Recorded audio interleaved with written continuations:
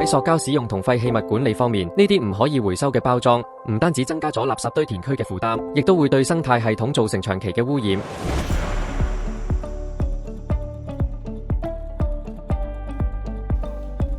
我好覺得公司有呢個 Recycle 嘅回收計劃咧，非常之好嘅。佢本身咧回收咧可以咧為地球咧環保啦出一分力啦，同埋咧我哋覺得就係可以等啲客人咧都知道咧有個環保意識。希望咧呢樣嘢可以咧再擴大啲推廣到去其他啲客戶。我哋叫 Recycle 嘅回收計劃咧，所有啲同事都好支持。每個禮拜咧有9間鋪頭咧會退翻啲回收嘅產品俾我哋啦。物流啲同事咧就會拆翻將個分類，都係比較繁瑣啲。但係當佢哋一諗到話可以為環保出一分力咧，就覺得好有意義。先嚟自方嘅濕條紋啦，咁都係玻璃樽嘅膠樽啦，或者呢一類型嘅軟膠樽 ，Slow Fox 小魔球嘅塑膠，我哋都會回收。經過加工再重新之後咧，原來都好有用嘅。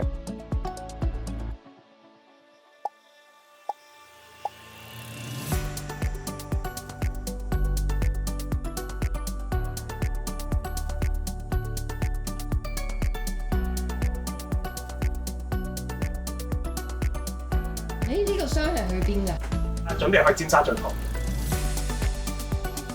選用可回收包裝，唔單止可以減少對環境嘅負面影響，亦可以促進資源嘅循環利用，為環境保護出一分力。隨着消費者對可持續產品嘅需求增加，越嚟越多品牌開始採用環保包裝嚟響應呢個趨勢。